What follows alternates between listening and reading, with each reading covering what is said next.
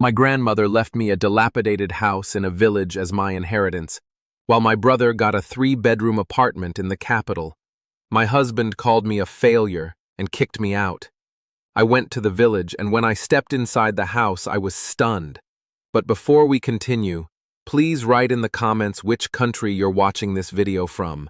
Enjoy. The air was thick with tension, so palpable you could touch it.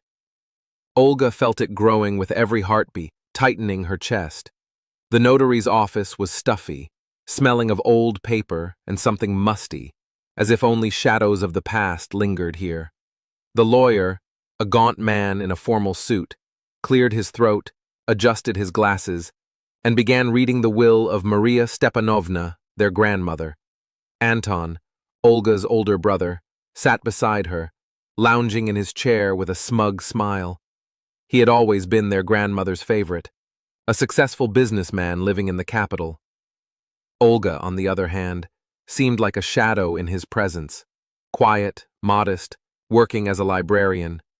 She always felt undervalued, as if her existence was merely a backdrop to her brother's vibrant life. The apartment at the address I bequeath to my grandson Anton Sergeyevich. The lawyer's voice was monotonous, like he was reading a verdict. Anton raised an eyebrow triumphantly, casting a fleeting, almost contemptuous glance at Olga. She tried to stay calm, though inside she was seething. She knew her grandmother loved Anton, but she still hoped for some semblance of fairness. And the house located in the village of Zarecha, along with all its outbuildings and land, I bequeath to my granddaughter, Olga Sergeyevna. Olga felt the blood drain from her face. Zarecha, an old, crumbling house she barely remembered. She had only been there as a young child. It must be a mistake, a misunderstanding. What was she supposed to do with a falling-apart house? Anton burst out laughing. Well, Olga, at least you got something. You shouldn't have expected anything worthwhile from Grandma. What are you going to do with that junk? Chop firewood. Olga stayed silent, unable to find words. Resentment choked her like a snake. She felt humiliated and insulted. Why had her grandmother done this? Did she really think Olga was so worthless that all she deserved was an old house in a remote village? After the will was read, everything happened quickly. Anton, pleased with himself, hurried off, tossing over his shoulder, "Don't forget to sell that wreck, or the taxes will eat you alive." The lawyer handed Olga the documents and keys to the house. She left the office in a daze. Outside, her husband, Igor, was waiting. He looked grim and irritated. "So, what happened?" he asked, not even bothering to greet her. Olga told him about the will. Igor listened, his frown deepening. When she finished, he exploded.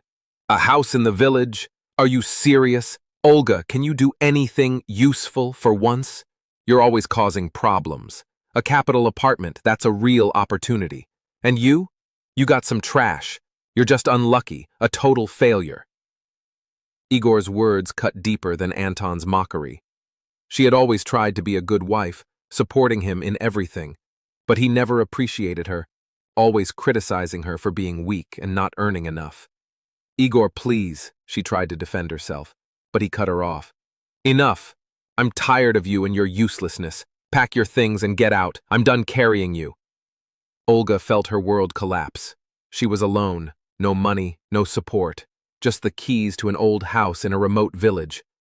Tears welled up, but she held them back. She wouldn't let him see her weakness. Packing her belongings, Olga left the apartment she and Igor had rented together. She didn't know where to go or what to do. One thought consumed her: get as far away as possible from this deceit, this betrayal. Without much thought, she bought a bus ticket to Zarecha. She didn't care what awaited her in that god-forsaken village. She just needed to escape, to hide, to start over. The journey was long and exhausting. The bus rattled over potholes. Gray landscapes flashed by outside. Olga stared out the window, trying to distract herself from dark thoughts. She remembered her grandmother, her kind eyes, her soft voice. Maybe there was something in that old house that would help her understand herself, find her path in life. When the bus reached Zarachi, dusk was falling. The village greeted her with silence and desolation. The houses were crooked, their paint peeling. Time seemed to have stopped here. Olga stepped off the bus and looked around. In the distance, she saw the old house, surrounded by an overgrown garden. It looked grim and unwelcoming. Golga, Ray, weathered, abandoned by all. Dragging her suitcase, Olga trudged toward the house. Her heart pounded anxiously. She felt uncertain and alone. What awaited her in this old house? Could she find any meaning in life here? She slowly circled the house. From the outside, it looked like a sad ghost of the past, neglected and forgotten. Peeling paint, sagging shutters, an overgrown yard, everything screamed of decay. She expected the inside to be just as dismal, but to her surprise, the house was clean and tidy, as if someone had been maintaining it despite its apparent abandonment. There was no sense of neglect. Rather, it felt like the house was simply waiting for its moment. The rooms smelled of dust and old wood, but not dampness. The furniture, though old, was sturdy and well kept. Yellowed photographs hung on the walls, framing faces of people Olga had never seen. She felt the history of this family, her family, watching her from the depths of the... As she explored the rooms, Olga noticed a small storage closet in the far corner of the house. The door was tightly shut, blending almost seamlessly with the wall. She tried to open it, but it wouldn't budge. It took effort to shift the rusted lock. The creak of old hinges echoed through the house, making Olga flinch. Behind the door wasn't just a closet. It was a room filled with books. Shelves stretched from floor to ceiling, packed with volumes of all sizes and colors. Some were bound in leather with gold embossing, others in simple paper covers. The room was so cleverly hidden, it could easily be mistaken for an ordinary pantry. There were no windows, but small vents ensured airflow, preventing moisture buildup. Olga froze at the threshold, stunned by the sight. She had no idea her grandmother had a library, let alone one this vast. She had always pictured her grandmother as a simple village woman, busy with household chores, but this library spoke of something else: intelligence, education, and a passion for knowledge. She stepped inside and ran her hand along the spines. Her fingers felt the roughness of old leather and the smoothness of paper. The scent of ancient books was intoxicating, transporting Olga to another world, a world of knowledge and discovery. Though never an avid reader, in this room, she felt an overwhelming urge to uncover what lay behind these covers. Some books were in Russian, others in foreign languages. Olga recognized French and German from her school days and was surprised to find several volumes in Latin and ancient Greek. She picked up a leather-bound book and opened it. The pages were yellowed with age, but the text was clear and legible. It was a historical book, printed in the 15th century. Olga spent hours in the library, examining the books and wondering how her grandmother had amassed such a collection. She sensed that this library wasn't just a collection of books. It was part of her heritage, a key to understanding her family and herself. It was a secret her grandmother had left, just for her. Eager to learn more about the library, Olga continued exploring the house. The basement was large and dry, surprising for such an old structure. She descended the creaky stairs and looked around. In a corner, she spotted something covered with an old tarp. Curious, she approached and pulled the fabric aside. Beneath it was an old metal safe. The safe was massive and imposing, with a combination lock. Olga tried to open it but failed. She had no idea what the code might be or what could be inside. The safe felt like another mystery she needed to solve. Then a thought struck her. Her grandmother always remembered the birthdays of all her grandchildren and great-grandchildren. It was her little quirk. Olga decided to try her own birth date.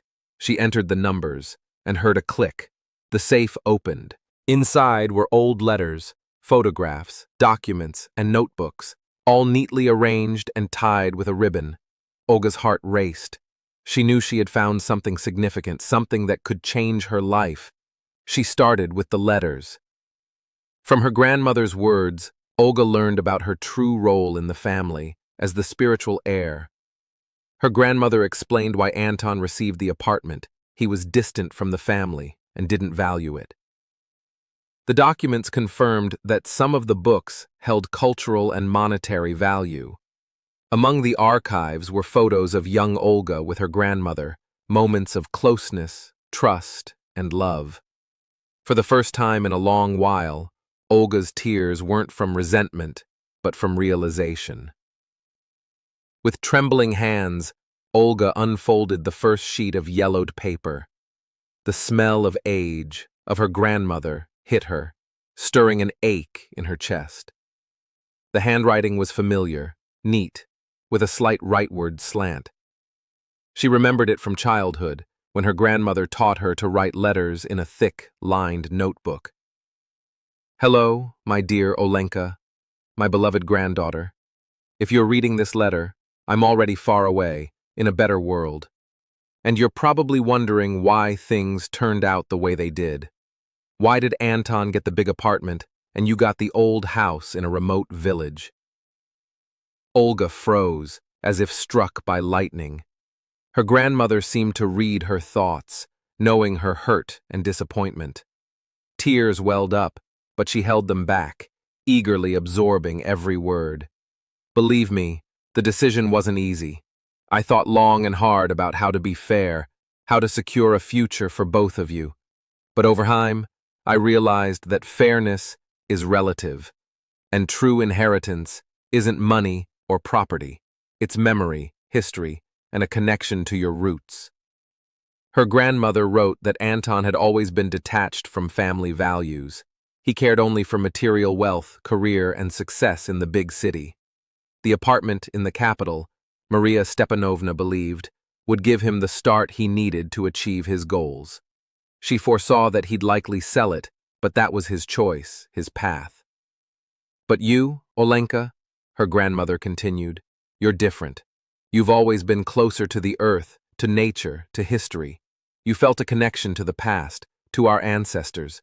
Do you remember how we read old books together, how I told you stories about our family, about those who lived here before us?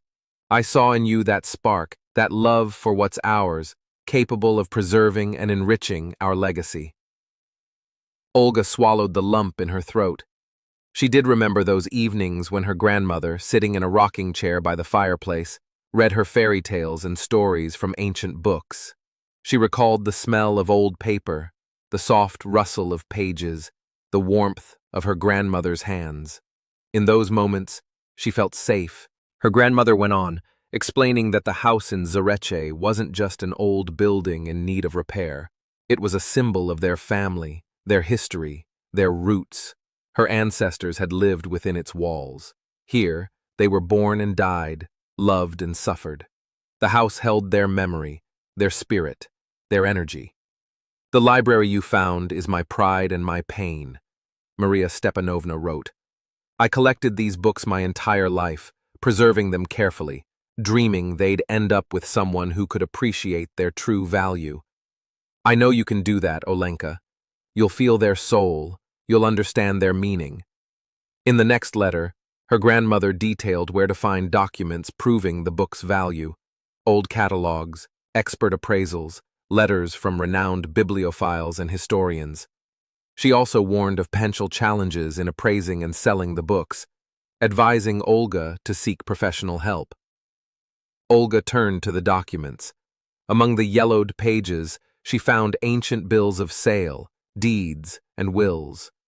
One mentioned that some books had belonged to a prominent noble family that owned these lands before the Revolution. Another document revealed that several books had been gifted to the library by Emperor Alexander II himself.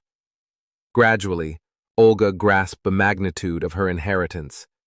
This wasn't just a collection of old books, it was a true treasure trove of immense cultural and historical value, and it was now hers. But the photographs touched her most deeply. In an old album, she found countless images of herself as a young girl with her grandmother, Maria Stepanovna. There they were, walking through the forest, picking mushrooms and berries. There, sitting by the river, fishing. There, baking pies in the kitchen, laughing and talking.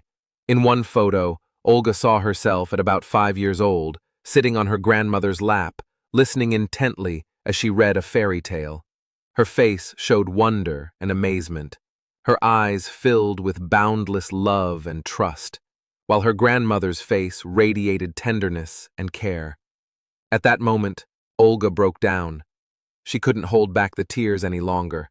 They streamed down her cheeks, hot and plentiful, washing away the resentment, disappointment, and insecurity from her soul. These weren't tears of despair, but of realization, realizing she wasn't alone, that she had roots, a family, a grandmother who loved her and believed in her. She understood that her grandmother hadn't just left her a house and a library, she had left her love, wisdom, and faith. She had given her the key to her own heart, her own soul. Olga wiped her tears and looked at the photos again. Now, she saw not just images, but a reflection of her own story, her own destiny.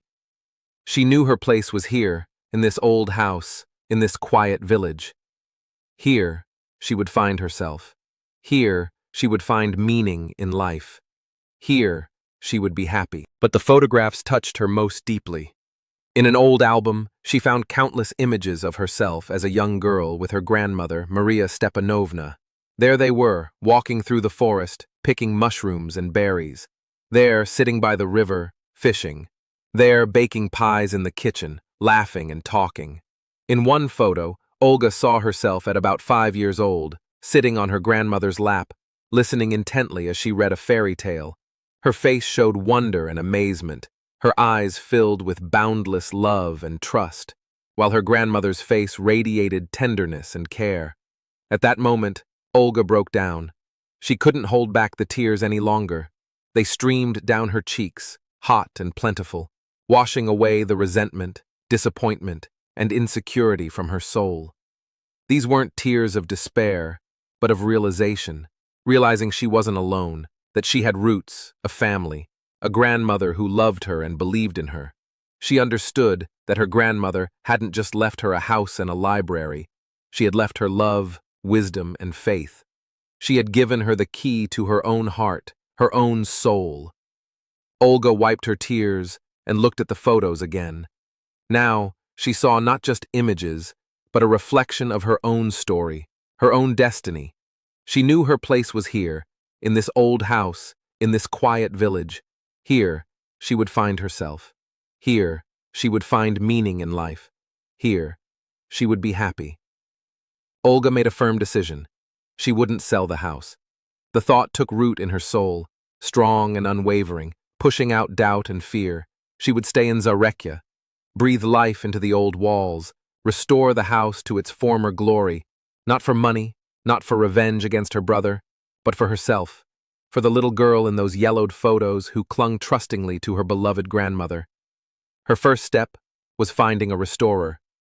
The locals, initially wary of her, began to warm up, seeing her genuine desire to revive the abandoned house. An elderly woman named Agafya, whose house was closest to Olga's, recommended a craftsman from a neighboring village, Ivan. "He's got golden hands," she praised, "and he treats old things with soul." Ivan was a man of few words, but knew his craft. After inspecting the house, he shook his head. "There's a lot of work, but the house is solid. It'll stand for years." Olga sighed with relief. They agreed on a price and timeline, and even promised to start in a week. Next, Olga tackled the library's appraisal. Knowing she couldn't assess the book's value herself, she decided to contact experts. Online, she found several antique bookstores in Moscow and sent them photos of the most intriguing volumes. A response came surprisingly quickly. One shop expressed interest and offered to send an expert to evaluate the collection in person. The expert arrived 2 days later. A young man in glasses, who introduced himself as Kirill, carefully examined the library, flipping through books and jotting notes in a notebook. Olga watched him, her heart pounding. Finally, Kirill looked up and smiled. "You have a real treasure here," he said. "Some of these books are unique." Olga barely suppressed a gasp. "For example, this one," Kirill said, pointing to an old leather-bound book with a crest. "In this condition, it's extremely rare." "How much could it be worth?" Olga dared to ask. Kirill paused. It's hard to say exactly, but I'd estimate no less than a 3-bedroom apartment in the capital, he replied, looking her in the eye. Olga's heart raced. 1 book. How many more were in the library? The realization of her inheritance's value filled her with awe and excitement. Kirill offered to help with the appraisal and sale of the books, explaining about auctions and private collectors willing to pay top dollar for rare editions. Olga thanked him, but asked for time to think. She hadn't decided what to do with the library, sell it all at once, sell it gradually, or perhaps turn the house into a museum. That same day, Olga decided to contact Uncle Petya, the son of her grandmother's friend, mentioned in one of the letters. She found his number in an old address book from the safe. Uncle Petya was delighted to hear from her. He remembered Olga as a little girl and recalled her grandmother, Maria Stepanovna. I always knew there was something special about that house, he said. Your grandmother was a wise woman. She always said, the greatest wealth isn't money, it's memory. Olga told Uncle Petya about the library, the letters, and her plans to restore the house. He listened attentively and offered his help. I may live far away, but I'm always ready to give advice, he said. I have connections. I can introduce you to the right people, help you navigate the paperwork. Olga was grateful for Uncle Petya's support. She felt she wasn't alone in this, that she had an ally who shared her love for family history. That evening, her phone rang. It was Anton. Hey, Olga, she heard his voice. How's it going out there in the sticks? Everything's fine, Anton, Olga replied calmly. How's your apartment? It's fine, Anton said evasively. Listen, I was thinking, maybe we got upset over the inheritance for no reason. What if we swapped? You give me the house, and I'll give you the apartment. Olga smirked. You know, Anton, I've been thinking a lot too, she said. And I've decided I'm happy with what I have. I like the house. But there's nothing there, Anton protested. It's just a wreck. It has something far more valuable than any apartment, Olga replied. Memory, history, and I'm not trading that for anything. Silence hung on the line. Anton clearly hadn't expected that response. Well, suit yourself, he muttered finally. Don't come crying to me later when I warned you. I won't, Olga said firmly, and hung up. She looked out the window. Night had fallen. The house was quiet and cozy. Logs crackled in the fireplace, casting whimsical shadows on the walls. Olga felt a new, unfamiliar sensation, inner freedom, confidence, pride in herself and her family. She no longer felt deprived, unhappy, or abandoned. She was the master of her fate, her house, her inheritance. And she knew she could handle whatever lay ahead. For the first time in a long while, Olga smiled genuinely from the heart. She stood up, walked to the window, and gazed at the starry sky. It felt like, among the stars, she could see her grandmother Maria Stepanovna's smile. And that smile gave her strength to move forward. Olga returned to the fireplace, picked up an ancient book and opened it to the first page. She began to read. With every line, she sank deeper into the world of the past, her family's world, a world she was only now beginning to understand and cherish. She felt a growing curiosity for history, literature, and art. She realized her grandmother hadn't just left her a house and a library. She had left her a key to self-discovery, to finding herself. And Olga was ready to use that key. Olga would stay in Zarechi, restore the house, study the library, learn everything about her family, and she would be happy. It was her choice, and she was certain it was the right one, because it was made with her heart. Olga closed the book, turned off the light, and went to bed. She fell asleep quickly and deeply. In her dreams, her grandmother smiled and said, I always believed in you, Olenka.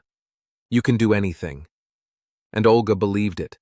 She truly could do anything, because now she had a purpose. And that purpose was more important than anything in the world. The next morning, Olga woke up feeling light and joyful. She stepped outside and breathed in the fresh village air. The sun shone brightly, birds sang cheerfully. The world around her felt renewed and beautiful. Olga smiled. She was happy, and this was just the beginning.